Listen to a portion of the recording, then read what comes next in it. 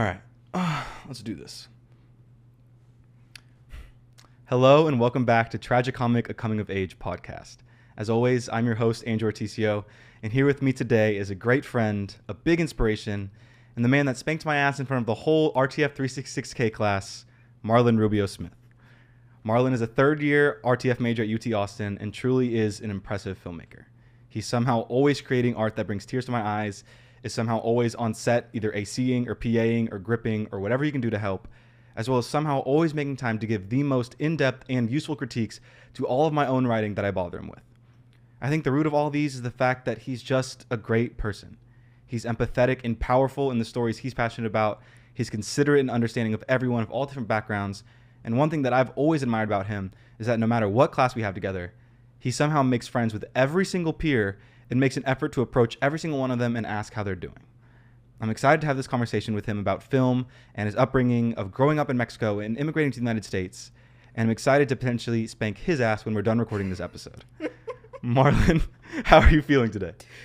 Who writes these? I'm feeling great. I didn't know you were going to expose me like that. Uh-huh. But, Well, you did in front of the whole class. I did, but, that was a very tight-knit group. Now it's all over the internet, so. Well, who knows how many people are going to see this, Sure. Maybe everybody. Maybe everybody. Maybe everybody in the world. Yeah, hopefully they watch it so that they can get to Exactly. know me, since the very start. Yeah. Exactly. Okay, so we watched your movie on Monday. What was it and why? What were why did you pick it?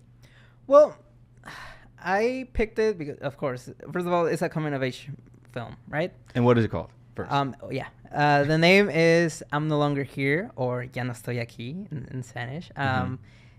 Should I say what it is about, or? Yeah, go ahead. Yeah. Okay. Well, it's about this dude who's kind of like the leader of a gang, but not really a violent gang. It's just kind of like a counterculture group gang in Monterrey, Mexico, and then he has to immigrate to the United States due to some conflict relating to narco violence in Mexico and everything. I picked it because there's so many reasons, honestly. It's a Mexican film. I love Mexican cinema. It's a great, harsh, raw coming of age film.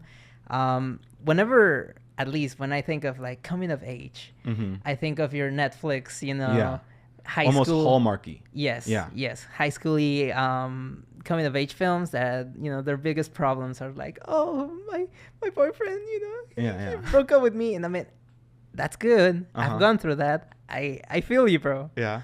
But, in life, there are other things that, might be, a little more serious. A little more serious. Yeah. And I think it's a great mix. It shows a hard reality that I think we should all be aware of. And also, I relate to it because I'm an immigrant myself. So it spoke to me directly. Okay.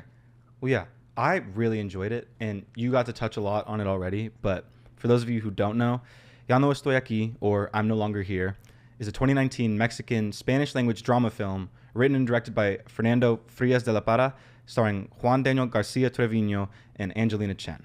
In Monterrey, Mexico, a young street gang spends their days dancing to slow-down cumbia and attending parties. After a mix-up with the local cartel, their leader, Ulysses, is forced to migrate to the U.S., but quickly longs to return home.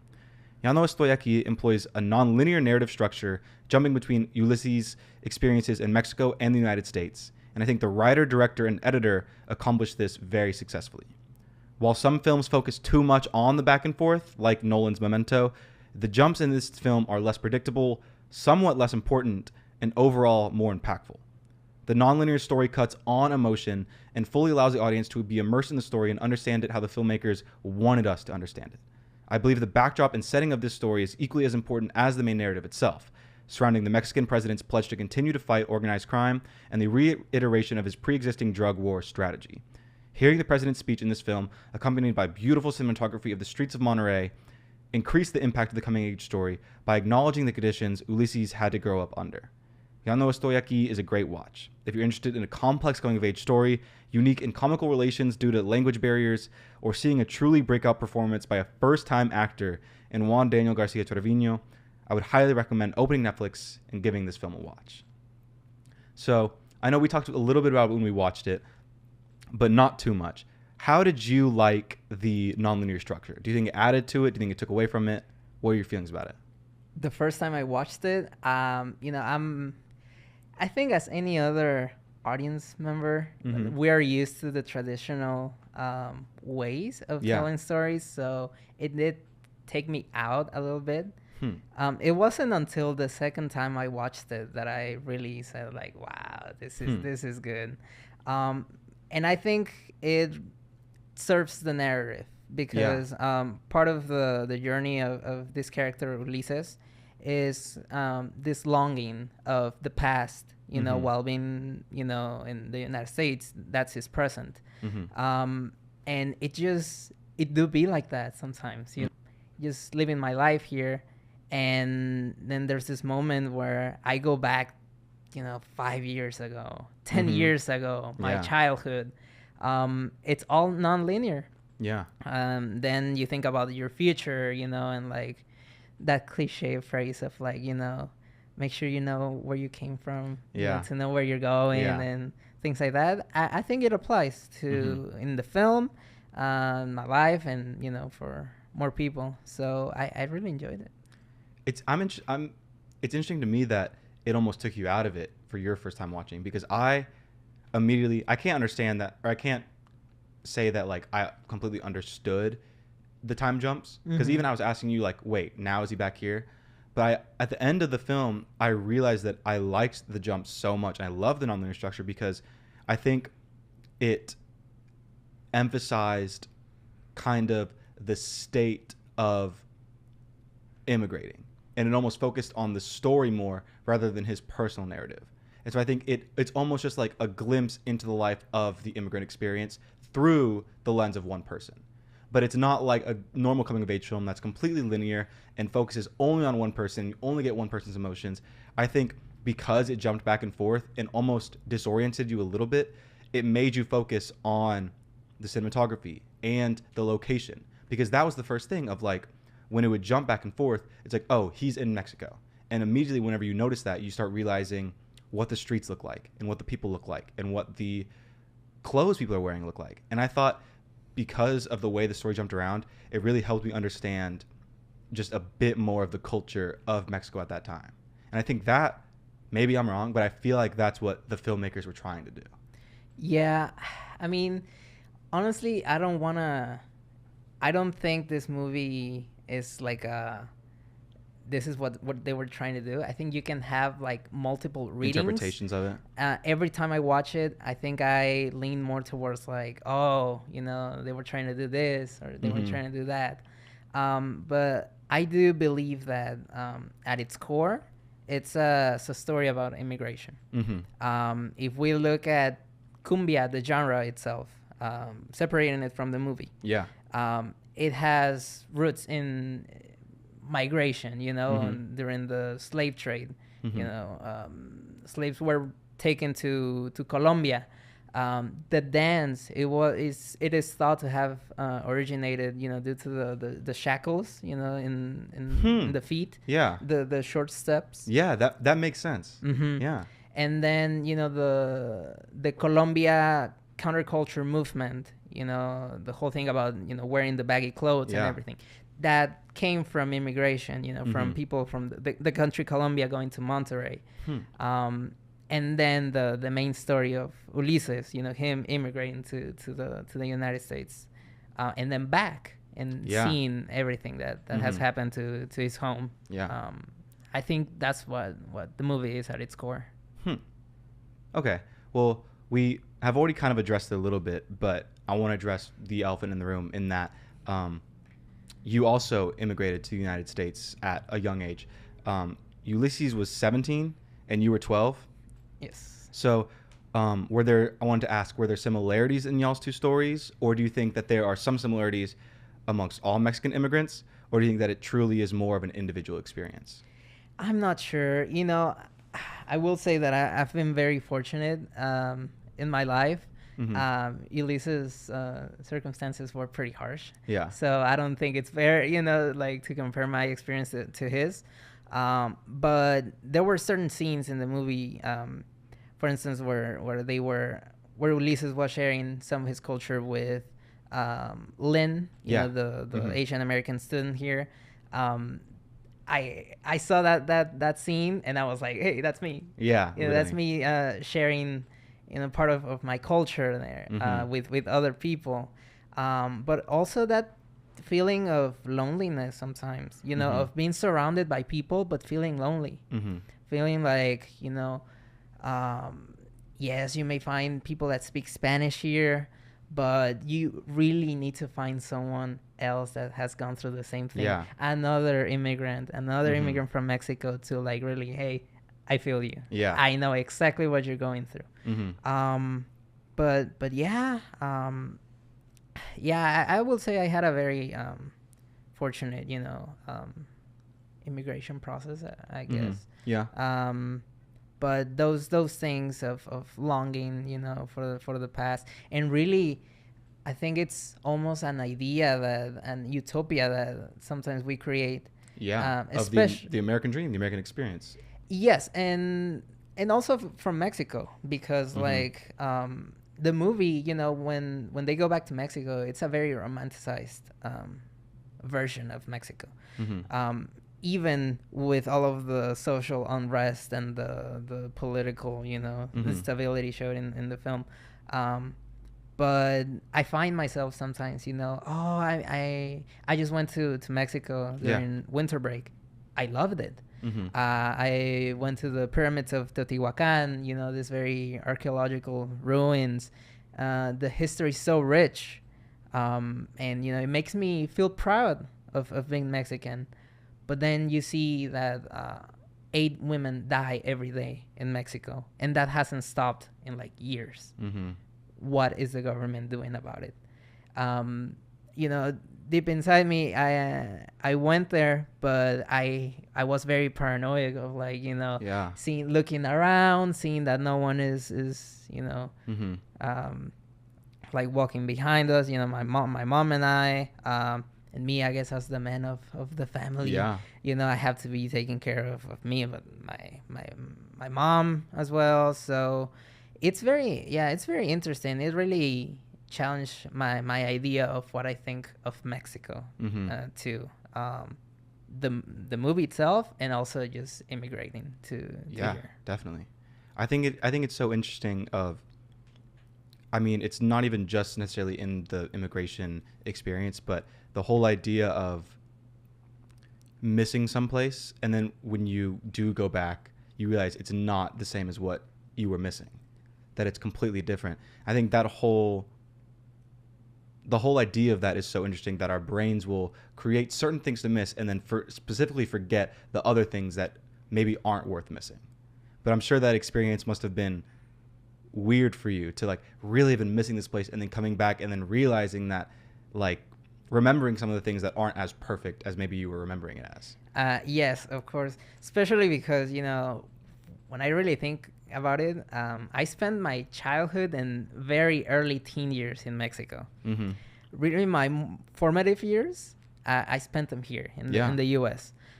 So when you're a kid, you have a very different perspective of the world.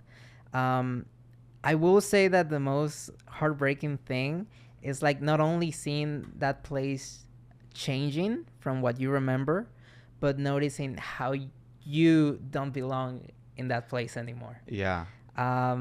This is, this last time I went to Mexico, it's the second time where I feel more of a foreigner than an actual Mexican. Yeah, more of a tourist. Yeah. Yeah. Yeah. And, that's heartbreaking, because I have this very close attachment to my Mexican identity. And seeing that, I don't belong anymore, even if I guess I can, survive there. Yeah. But like, say for instance, I got a haircut in Mexico. You usually pay 100 pesos, like tops. It cost me 300. And let me tell you why. Because he thought you were American. I think the dude cutting my hair noticed this guy's not from here. And I was like, can we curse in here? Yes. Okay, let's fuck him up. Yeah. Yeah. What do you think, like, because obviously I'm sure there are things that you feel like maybe you aren't as Mexican, or you feel like feel like more of a tourist than you did before. But what do you think your barber was seeing? Like, what do you think was different about you that he could see that you were from America? I don't know. I guess. Well, first of all, I was wearing, and not to feel like cocky or anything, but Mm-hmm. I was wearing the Ray-Ban um, glasses. Mm-hmm. I was, wearing like what Levi's tennis shoes. Mm-hmm. So, and the reality is that people in Mexico don't go around, with those things Yeah. because they're attractive to other people. Mm-hmm. They catch other people's attention. Yeah. So I guess, I just forget, Yeah. I guess I start to feel like an American, like I can go whenever, Yeah, wherever in the whatever. world and do my own thing. Mm-hmm. And that's the reality, no? Yeah. And I don't know, maybe also the way that I express myself, because I don't know if it ever happens to you, but like, there's a lot of trends, like Mm-hmm. with youth. And you're always trying to like feel trendy and use those expressions and everything. Mm-hmm. I still use the expressions that I used to use like when I came here. So like when I go to Mexico, I feel like I'm in 2015. Yeah. Because different trends come and go, and that's what you most remember. Mm-hmm. And so like that's what you use whenever you're back there. Yeah. Yeah. And things have changed. I don't Mhm. know if for the better or for the worse. I'm not really updated, in like Mhm. what the youth, the student vibe is right Yeah. now. So maybe that's something that people notice. I don't know. I think it's really interesting because obviously like, we come from very different backgrounds, both like obviously we're different ethnicities, but also me being I'm half Filipino, half white. And I've always really, really connected with my Filipino culture. And I've always loved being a part of it. But it does suck because no matter where I go in the Philippines, I will always be seen as a foreigner. And in reality, I am a foreigner. I was not born there. I didn't grow up there. But it really does suck because no matter how much time I do spend there, there will always be that disconnect for me where no one will see me as a real Filipino. And beyond that, like other troubles of growing up mixed of like my mom's white. She didn't know how to speak Tagalog or Bicol. And so I was never taught. And so now if I want to learn at my like age of 20, like that will take me a long time to learn. Yeah. Either of like taking a class or like going over there and spending a good amount of time there.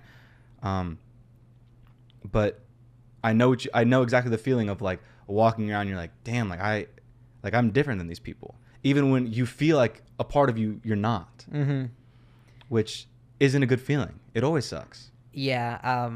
And I feel like it's also like karma, at least for me, because when I first got here, I felt definitely more Mexican than American. Mm-hmm. Right now, I could, kind of like debate, Mhm.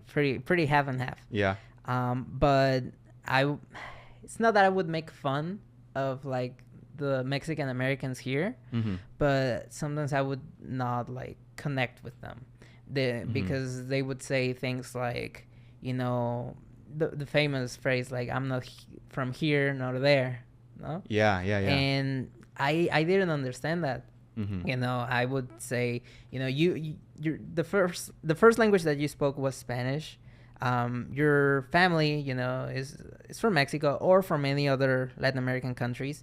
That's the type of culture that you grew up in. Why don't you feel more Mexican than American? No, Mhm. even if you can like develop yourself socially in like a more American Mhm. way. I didn't understand that, and like right now, I get it.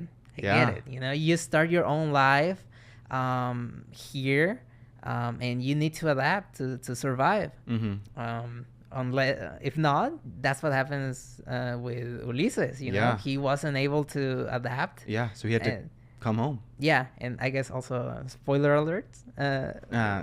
Yeah. But anyway, so now I understand their points of view, and I feel more identified with them than I Yeah. do with like either an American or a Mexican, like Yeah. separately. So we're on the same train. I think like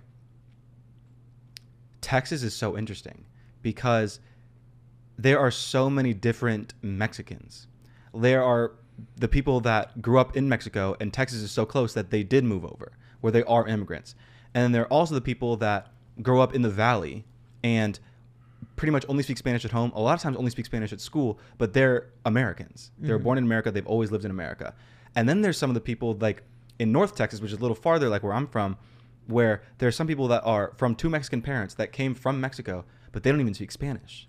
Yes. So there's such a spectrum of Mexican American people, which I think is so interesting. Because even like one of my best friends from home, he grew up where they would like speak to him in Spanish, but they never really like taught it to him, and they would always kind of speak to him in English first. But like his mom and his stepdad would talk in Spanish, or his mom would talk to him in Spanish, and so he is almost like Americanized, where he can understand everything, but he just can't say it back.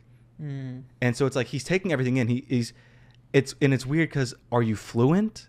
No, but comprehension wise, understanding, he's completely fluent. He can understand everything you tell him in Spanish, but if he tries to iterate it back in Spanish, he just can't do it that much. But I think it's interesting how in Texas specifically, I think because we're so close to the border, there is such that spectrum of Mexican Americans. Yes, I agree. Yeah, I find like the different identities like fascinating, and that's like another thing from time back to the movie that I like, but at the same time it's sad, and that is like the decimation, the desecration of that identity of the Colombianos, Yeah. Because it is such a very niche counterculture movement, when I first watched it, the hairstyles, the baggy clothing, their vernacular, their way of speaking. It's just like different elements from like a lot of places coming together and creating something new. And when you see it in terms of the narrative, these are groups of like outcasts, young people that don't feel like they belong in the mainstream, not media, but just the mainstream. Like students, and they have come together, found a sense of belonging. And I don't know, it's just like I find it amazing, especially because as an immigrant, that's what you try to do, find that sense of belonging anywhere. And when I came here, I automatically like just went to meet Spanish speaking people.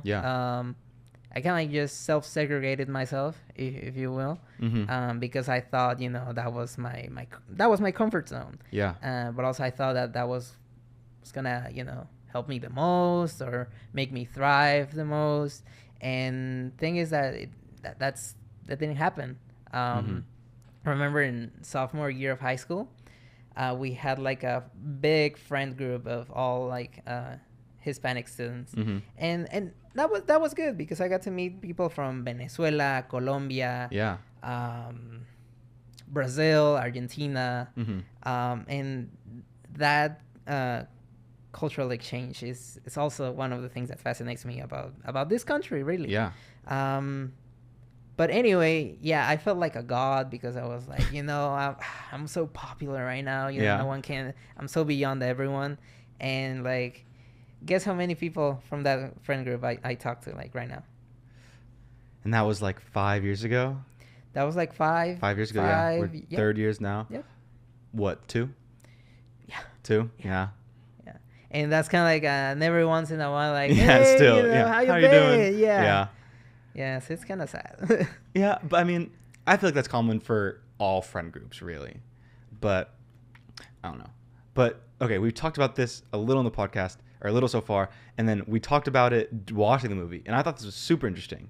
But it was like the difference in like some of the small things, specifically of like the dap up, of like the handshake in Mexico versus America, of like I do this. Can you see? Yes, like this, and then in Dallas we would snap, but then in Austin people just do this, no snap. But you said, and in the movie y'all would do the high five and then the bump. Yes. Yeah. Yeah, there's no like No grab. connectedness. Yeah. Yeah. Yeah. I'll show the story because it's adequate. But yeah, the first time I handshook someone here, Mhm. they did the slide thing, and I'm Yeah. used to like bump bump, Yeah. detached, Mhm. staccato, Yeah, yeah, yeah. and I was like, what the fuck are you doing? They got my grabbing hand. me. Yeah. Yeah. So it's very interesting. So I wonder, what were some of the other like small differences that felt like big differences to you, and that most people wouldn't really recognize as like things that might be agents of alienation or might make you feel different? Ooh, Like, what are some of those small things? triggering the Vietnam memories right now. you know, uh, there's not a lot of small things. Mm-hmm. I mean, that is one of them, but really, it's just like everything is like a big difference. Yeah. Yeah.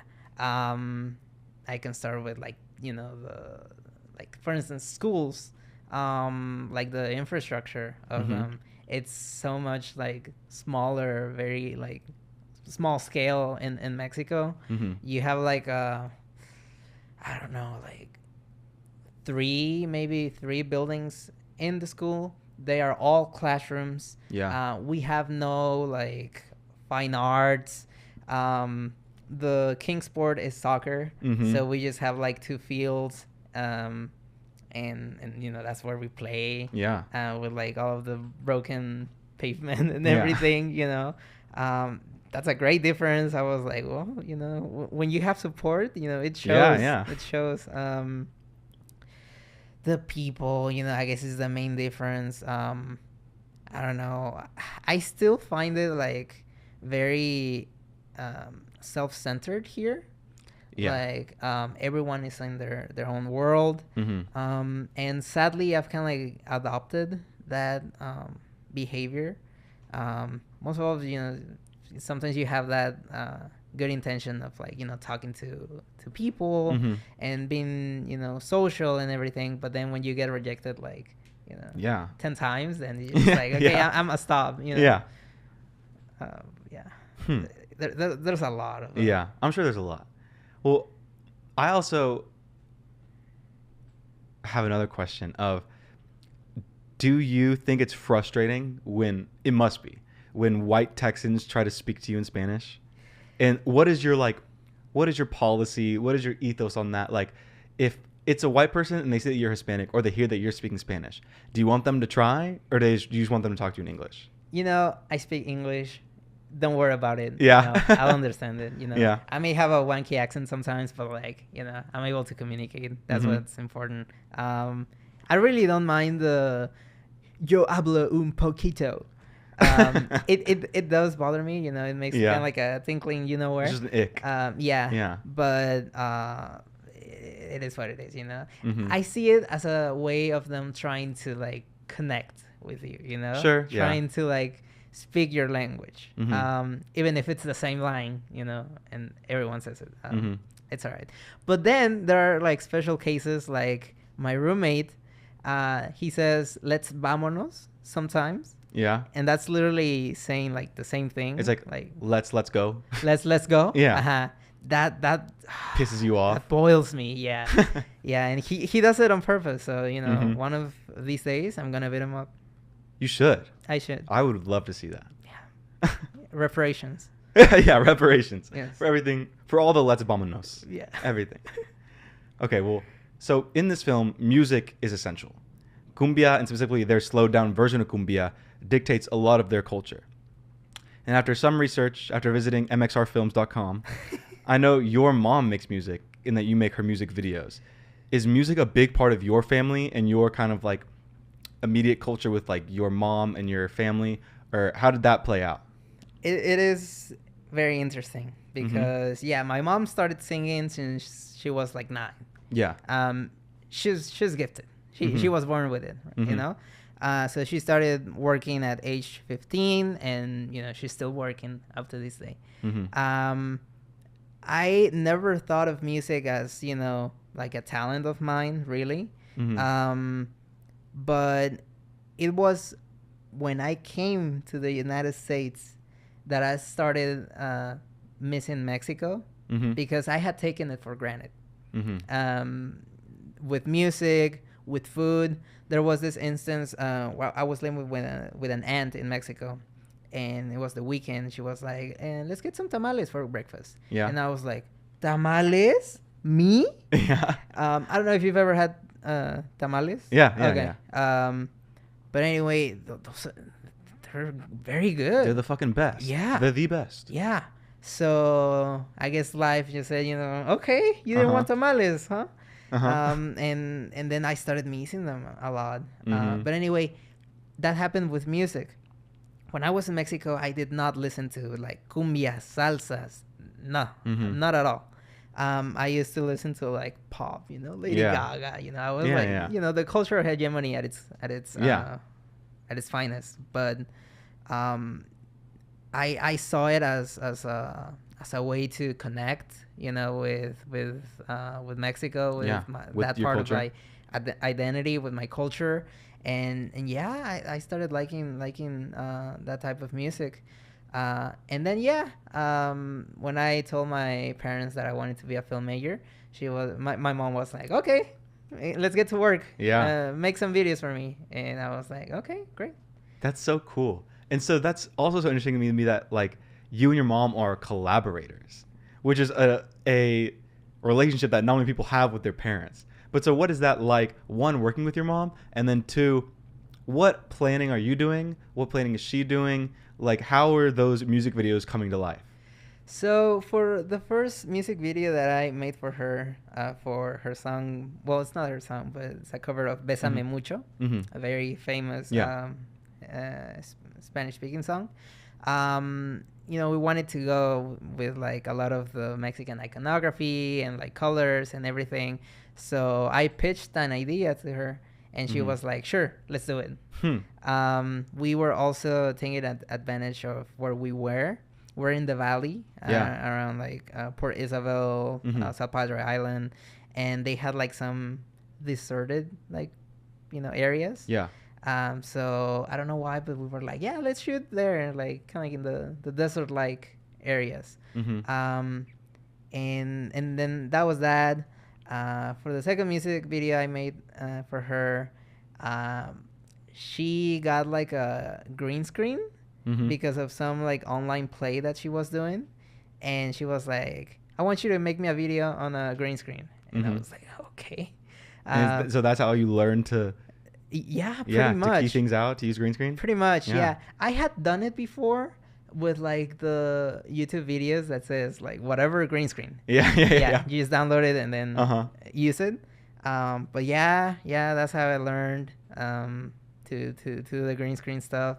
And then for the last music video, which is my favorite, for Port Isabel, my parents had a clear idea of what they wanted. They wanted to showcase a little town, but also showcase my mom and everything. So they were like, we're gonna be shooting at the beach, at the lighthouse. We're gonna go up, like some shots from below, and like X and Y. And I was like, okay, I'll just do that. I will say sometimes, mainly while I'm editing, it can get very totalitarian, if you will, as in their decisions. Oh, sure. And sometimes I'm like, I don't think this will work, and it's like, I want it like that. It's like, okay, studio decision. Starting to get used to them, because maybe in the future, that's what will happen. But it's fun. I'm actually very thankful to her, because those were like my first productions. Like once I started college, if I hadn't done those, then my portfolio would be like empty. And you would have less experience in general. Like, I'm sure you would feel less confident going on other people's sets or helping out. Like, I think that's so awesome that like you got that experience from your mom too. Yes. And I saw that she's gonna be in a movie. She is. Congratulations to her. Yeah, thank you. I'll tell her. Yeah, please do tell her. Okay, I have another question, and I'm interested to see your response. Okay. And let me finish it first. So, what made you so nice? And I don't mean for that question to be weird, but why do you make such an effort to introduce yourself to people and offer yourself as a resource and make everyone feel so comfortable in the way where, like, in FTD, I felt like every time I would turn around, you were talking to someone else new and like asking how their project was going, how they're feeling, like all these little things that I'm sure to everybody means a lot. And I think that I'm a nice guy, but I think if you put us next to each other, I look more like Satan than a saint. Stop So it. what has clicked in your head that has made you want to be such this protruder of kindness? Okay, I don't want to sound cocky, but Yeah. no, I mean, well, when I was a kid, I was raised by my grandma and my mom, Mhm. but sometimes my mom would have to go to work, and I would mainly stay with my grandma, and based on like everything that my family tells me, Mhm. uh, she was very social, throughout her life. Yeah. So I guess I got that from her. Mhm. I can't really say it for uh, first experience because I don't have a lot of memories with her. Unfortunately, she passed away in like 2009, Mhm. so I was very young. But yeah, it was a team effort between my mom and my grandma. And yeah, I mean, I just always had it of like wanting to talk to people, Yeah. wanting to make friends, um, not just because of like an egotistical thing, but just because I like to get to know people, Mhm. like to ask them how they're doing, and especially now that we're in film, Yeah. I'm always interested to see what other people are working on. Mhm. If I can help them, in any way, sure. Mhm. But also it's like a two-way street, Mhm. like if you ever need me, and I can help you, I'll be there. Maybe when I need you, Yeah. hopefully, it's a reciprocal thing. Mhm. But I think the most important thing is that, then again, when I came here to the United States, it was a big culture shock. Yeah. And I was mute for like Hmm. months, Mhm. especially that first year. If I wasn't hanging out with my Spanish-speaking friends, I was mute. Yeah. Like I wouldn't dare to like speak to other people. Mhm. And there's this line in The Lion King that my mom reminds me of like all the time. Mhm. It's like, remember who you are, or something like that. I'm not sure if that's the same line. Yeah. I'm just translating it from Spanish. Mhm. But I was like, yeah, I need to remember who am I. Mhm. And I think I'm, that social, kid that, wants to ask people, how they're doing, see if I can help them in some ways. And I guess that's it. Yeah, for instance, in high school, I was a TA for the English as a second language class. I think it was one semester. That's everything that they offered. And I would see other students going through the same experience I went through like years ago. So even though I wasn't like at my prime or anything, I would do like whatever was in my hands to ease their experience, to try to make it better, and also to encourage them. At that time I was already applying to college. Of course, like I said, I've been very fortunate, but I make them aware. It's like, sometimes you just need to look for opportunities. They're there for you. You can do it. A lot of the things that happen to me also is, and I guess that falls into like imposter syndrome or something. But like, just discarding yourself like automatically because of X, Y, and Z. And it's like, I mean, I understand that some people are at a disadvantage, but that doesn't mean that you shouldn't try to like do this stuff. Whether it is applying to college, whether it is making a film, just substitute it to like anything. I feel like I almost want to tell you like that all of that stuff that you do like definitely does not go for granted. Like I have always appreciated every time, and we're like we're good friends, so it's almost different for me. But I've always appreciated every time he like checked up on me and for my project, asked me how I was doing. But I really think like when you're doing it to people that you're not as close with, I think that's when it like is even more admirable, because it's not like you have that like deep connection with them, but still like you're providing yourself not only as a resource, but as just like as a person to talk to. I think that's so kind, and I feel like I've almost wanted to do that more, but I am just like in some ways scared to. Like I want to be able to like, and I don't mean help, because that almost seems like I'm above people, and it's not that. But I would love to just ask people how they're doing all the time, and just check up on people. But I almost feel some form of socially anxious about it, because I don't want them to think that I'm only fostering this to get something out of them, or I'm only doing this to network, or Right. that I'm being superficial. Like I do care about people, but I feel like you're good about it in ways where even if you're not super close with them, you can still do it. But I just still have that nerves about it. You know what the secret is? What? Fake it till you make it. Fake it till you make it? Deep inside, I'm like as scared, or even more scared than what you are probably. Mm-hmm. But yeah, I learned it, and I guess when we started college, and it all goes back to like film again, but like Yeah. it is what it is. I would see like these people, having their production companies already, Mm-hmm. and getting paid work Yeah. already, and to me that was extremely intimidating. Mm-hmm. To me that was almost like a slap in the face, like, what are you doing Yeah. in the film program? Like, you should have done like engineering or something, I know something that can actually pay the bills or Mhm. something like that. But I was like, maybe not, maybe Mhm. like I can do it. Mm-hmm. And yeah, there's just like something extremely intimidating, a lot of uncertainty, of like whether you're doing a good job or whatever. And that also comes with like socializing. Mhm. This because I discussed it in the FTD class, but I'm very self-aware of my accent. Yeah. It's not as thick as it used to be, but still, sometimes people notice. They ask me, "Oh, where are you from?" And deep inside, that's kind of like, they noticed. Yeah. Yeah.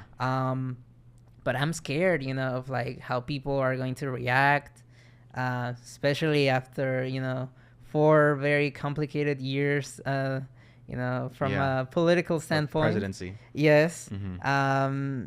I was scared. I was like, are people going to look, funky at me? Am I gonna get rejected?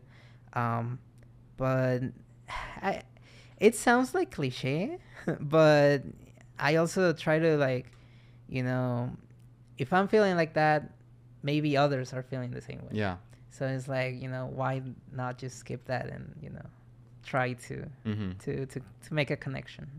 Well, that is just so nice of you and brave of you, because that shit is hard. Like, I feel like I'm a very extroverted guy. I feel like I'm pretty confident in my own social skills, but I still like have those fears of reaching out to people that I'm not that close with. And I don't know if that'll ever go away. But like you're better than me about it. You will not sell yourself short in your own podcast, sir. I will not allow that. No, I mean I'm good at it with most people, but there's some people I'm just a little nervous about. A lot of times it's like the film buffs, or maybe not the film buffs, but like the people that are, how do I say this without sounding bad? Like, it's okay. I won't cancel you. Well, other people might, but like film social justice warriors. Mm. Though that is the scariest group of people you can ever interact with, ever. Because you say your favorite movie, directed by a white guy. I'm like, oh fuck, okay. Like say like, oh, what is your favorite? What music do you listen to? Oh, that's a man. I'm like, oh, sorry. Yeah. It's like you just can't get anything right. And those people, like, because a lot of times they make great art, and I want to get to know them. I want to be able to talk to them, but like I am not ready for some of those conversations. Yeah. Cancel culture is like so 2022. Like. Yeah, leave it in the past. Live it in the past. Yeah, fuck that. Let's evolve. Yeah, come on. Okay. So obviously we've been talking about the film this whole time. And I know that you're passionate about stories about immigration so much that you, in some form of it, you want to make a career out of it. You want to be able to make stories about immigration through film. So what exactly pulled you to film specifically, rather than music, which was a big part of your family, or rather than writing a novel? Or what was it about film that really made you say, I want to do this for the rest of my life? Yeah, well, those years in my childhood, and I'm not trying to sound like a victim here, not at all, but Yeah, don't get canceled. yeah, otherwise I'll get canceled. Yeah, no, I was raised by my grandma, but she had diabetes, and at a very like severe state, so sometimes she couldn't take care of me. One of my uncles used to go there, to the area where we used to live, like every day, to mainly take care of me, but like also my grandma, because sometimes she couldn't do things herself. And sometimes you see tough things as a kid, and you try to find a way of like getting out of your reality. So that's where movies come in. And I love the Raimi trilogy, Spider-Man. Those are an integral part of my love for filmmaking. Yeah, I don't care what any of the Scorsese kids say. Yeah, fuck them. Yeah, Spider-Man is awesome. Fuck what people have to say. It is so good. It's so good. Yeah, I mean, yeah, we won't talk about Spider-Man, but yeah, I mean, those movies, they're entertaining.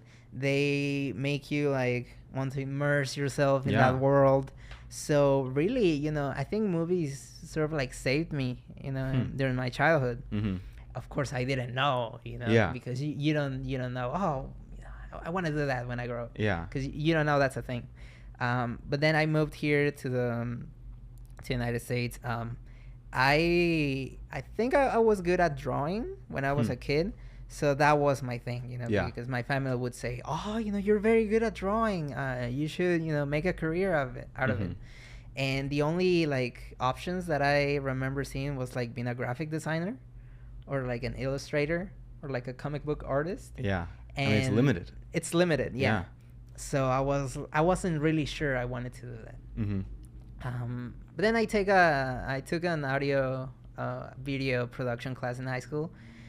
We had to edit like little kid segments for the school news show or whatever, and I really liked doing it, like editing and things like that, and most of all seeing the final result. It was like very satisfying. So then the day I had the epiphany, I was like, I really like editing these videos, and I really like movies. Put them together, film editor. Yeah, that could work. So I guess that's my film major origin story. So and then I just dived in. That's so funny. So your first instinct, or not maybe instinct, but your first real passion of working for film was that you wanted to be an editor. Yes. And I know you still do love editing, right? Yeah. Kind of. No, I do like it, but I'm kind of like having second thoughts of like being a professional editor. So. And now you're transitioning more into like camera work. Yes. Like that's what you like the most in the process now. I love it. When did that transition occur? Well, it definitely happened here at UT. I was like a behind the scenes photographer for a couple of sets, when I didn't have a lot of experience. Then I was offered to be a second camera assistant. Yeah. And I was like, okay, sure. I'll do it. I was very nervous because it was like a graduate project or whatever. But I felt more connected to the creative process somehow. Really, it doesn't make sense because a second AC isn't part of the creative process whatsoever. Sure, yeah. But you need to be attentive of what the next shot will be. You get to call the slate and everything. That always feels cool. It's always cool. Yeah. And people are always taking pictures of you because you have the slate. Exactly. So that felt nice. And I don't know. I mean, there's a part of me that still wants to be a director. And whatever path I take, I do believe that if you want to be a director, it is like fundamental to like know about cameras. It's like very tight. That's just what I think. Okay, interesting. Okay, well, for me, Learn more about cameras. I know my way around a camera. But so I figured I wanted to work in movies. I figured I wanted to make movies in 5th grade. Like I fell in love with it. It was really young. And that's such a privilege because I've known what I've wanted to do for so long now, and I still am pursuing that same thing. Where so many people in college, they go into college not knowing what the fuck they want to do. People will leave college not knowing what the fuck they want to do, and that's fine. But I was just really lucky that I've always known what I was going to do. But so I kind of thought of that in 5th grade, and then around that time, so 4th grade is when I started playing the violin. I played in 4th, 5th, 6th, 7th, 8th, and then in 7th grade I started playing piano and guitar, and so I was really into playing music. And I was like, I could do it in 3 different instruments, whatever. I loved it. And so then, like 7th grade, I decided I want to score movies for the rest of my life. Oh. That was my dream job. Like, I want to be able to make the movies, make the soundtrack that bring people to tears. And I felt like since I had a good grasp on string instruments and piano and guitar and everything, I felt like I could have been pretty good at it. But following that passion, I decided to go to my high school, Garland High School, because it had a film program. Mm-hmm. And so my neighborhood school was Rowlett, but Garland was an IB school. So if I wanted to, I could get magneted. I could apply to the IB program and then get in. They would take me via the bus.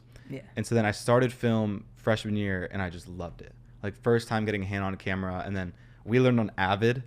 We learned on Avid 2007.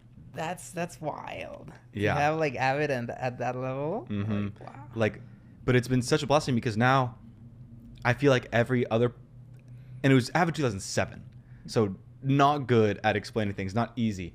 So now I feel like any editing software I try now is a lot easier. Mm-hmm. And now I've gone to Final Cut because it's the easiest, and that's what I love. But from freshman year, I was like, okay, I love this. Like, I always want to do this. And since freshman year, I think this is so funny, but freshman year, our projects were between 90 seconds and 3 minutes. That was the range. Mm-hmm. No little, no more. And like, in my head, I was like, 3 minutes, that's easy. And then even freshman year of high school was like, this takes so much work. It takes so much work. But for one of my projects called Nice Trade, 90 seconds long. Okay. It's silly. It's so dumb. But our school film program had awards at the very end of the year. It was Real Owl Cinema Film Festival. And I didn't even win it, but I was nominated for Best Screenplay. Mm-hmm. With a 90-second thing. But my teacher said that he thought the dialogue was like so well written and very natural, especially for like a high school freshman, because dialogue is hard. Mm-hmm. And since I was nominated for that, since then I've wanted to be a writer. So that's what I'm really the most interested in. That's the biggest part of it. And that had not ever changed until recently. And it was after I finished Falling, after I directed Falling, I got like a lot of compliments on my directing.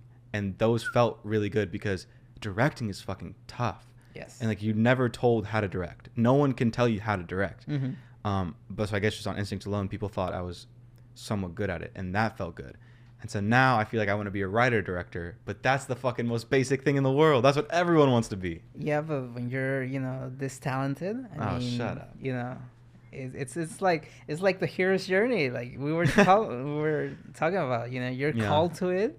You're rejecting it right now, but then you'll accept the challenge and then do it. But who knows? Maybe I'm just really susceptible to compliments. Like, I got nominated for Best Screenplay, so I want to be a writer. And then a couple people tell me I'm a good director, so now I want to be a director. Maybe like next year someone will be like, you know what? You're really good at, I don't know, making title sequences. And I'm like, fuck, you're right. And I just want to make titles for the rest of my life. Or like, you know what? You're great at predicting how long a fade to black should be. And that would be my specialty, just putting in fades. Maybe it's just whatever someone makes me feel good about, that's what I want to do. But I think the end goal will be writer-director, but I still am the most fond of writing out of anything. Andrew, you're the best cinematographer I've seen in my life. No matter more camera work. No matter how many comments I get on cinematography, I'm not going into cinematography. I don't like messing with it. It stresses me out. Okay, fair. but It's you're hard. missing out. But you're missing out. It No. it is like it's a lot. It's a lot. It I'll give is. you that. But it's fun. I don't know. If I can just sit behind the screen and have another incredibly talented person do all the settings on the camera and I just look at it and I'm like, that looks great. That's all I need. I don't need to be the one moving the dial or using the touchscreen or whatever. I mean, sure, you do you. I have no interest in follow focusing. I mean, I don't think no one really does unless, like, I don't know. One of my old bosses, he said that was one of his favorite things to do. Is that when he was like shooting on the road, he was like just like run and gunning it. His favorite thing was just work follow focus. Some people love it. I don't know. It's kind of like it's a very delicate position. It is. You could mess everything up too. Yeah, because you can have the greatest, lighting, amazing performances. Yeah. La la la la la. But if it's not focused, And if you're a little bit off, you can tell. yes. Oh my gosh. Yes. Even in my film, and I hope my DP isn't watching this. It probably is. But there's a couple shots that it's focused on his chest, not his face, which on the camera is this much difference because it's like however far we were, like 1.2 meters versus 1.22 meters. Yeah. But it was that much off, and every single time I edited, I noticed. And I'm sure people in the audience didn't give a fuck. Exactly. But like, it would mess with me. Yeah. Yeah, exactly. Not to throw shade on my DP either, but yeah, there's this one shot that I used on purpose. Yeah. Because I thought it worked. Mhm. And yeah, my lead is like way out of focus. Mm-hmm. But it works. I haven't gotten a single comment saying that shot's out of focus. Yeah. Even if I do, it's like screw you. I mean, no one told me either, so I guess it doesn't matter. Yeah. Okay, but so we've talked about film a lot now, and We have more personalities, I swear. but it is interesting to talk about, and I love talking about it. Yes. But I think this is also something really interesting to talk about in the way where we are both in film school. We chose to go the film school route, and at this point, we've been in classes together for Business of Hollywood, Intro to Image and Sound, Filmmaking to Decolonize, Director's Workshop. I think that might be it. Yeah, maybe other of the... Some of the lower divisions as well. Yeah. But so we've experienced a lot of college already, a lot of film school. We've finished 5 out of 8 semesters, and we've done a lot of the upper division stuff too. And we've been together for a lot of it. So how do you feel about the state of film school? How has your experience been, and would you necessarily recommend it to everybody? There are some brave people that say, I don't need film school. I'm just going to start working in the industry. Yeah. I respect them. Yeah. And, they're working in the industry. Mm-hmm. So, there's always that option. Mm-hmm. Personally, I am glad I'm in film school. I'm fortunate to have the opportunity, of course. Mm-hmm. But first of all, because, of course, the collaborators, that's the most valuable thing, Mm-hmm. you get out of film school, Yeah. because you never know when, those other people, are going to need your help. Yeah. And, And you don't know who's going to end up making it big. Yeah. Yeah. Yeah. I mean, I'm not really worried about that. Mm-hmm. Let's see who of my friends, has Yeah, the most yeah, potential yeah. to make it into Hollywood. Mm-hmm. No, but I mean, we do have to eat, so, the more people we know, the Yeah. more, job opportunities that, we can potentially get. And, the more friendships, of course. Yeah. But also, it's more of like you hang out with people more talented than you. You being the case, my roommate being the case. They know more than I do, and that kind of like pushes me, to be Mm-hmm. better. It's not like classes have actually like taught me a lot. Mm-hmm. They've taught me a handful of Some. things. Yes. Yeah. Some. And I think, for instance, directing workshop is gonna be like Yeah. that type of class that Definitely. teaches you a lot of things. FTD, Mhm. great class. Mm-hmm. But yeah, I think it's mostly the I hate to use the word network, but it is, Yeah. and also that sense of like, of pushing myself, seeing that I'm capable of those things. Mm-hmm. And I guess, the regular, college experience, Yeah. it's It's fun. I'm still conflicted on it. And I've always been conflicted on it because when I was in high school, excuse me, um, I had a lot of extracurriculars, and my grades were fine, but my test scores weren't great. And so I didn't know if I was going to get into any schools. Um, like I think me and my mom talked about it, and at first it was like, we think it's 50-50 I get into UT. And then like the more like shit happened, we were like, okay, now it's like 40-60. Like we really didn't know if I was going to get in here or to a lot of the schools I applied to. Mm-hmm. And so I had really considered like I could save this money from college and send about 1,000 emails and move to LA and start PAing. And then I can tell them I'm here with like I'm here, I'm young, I want to work, like I will PA for whatever thing you have, no matter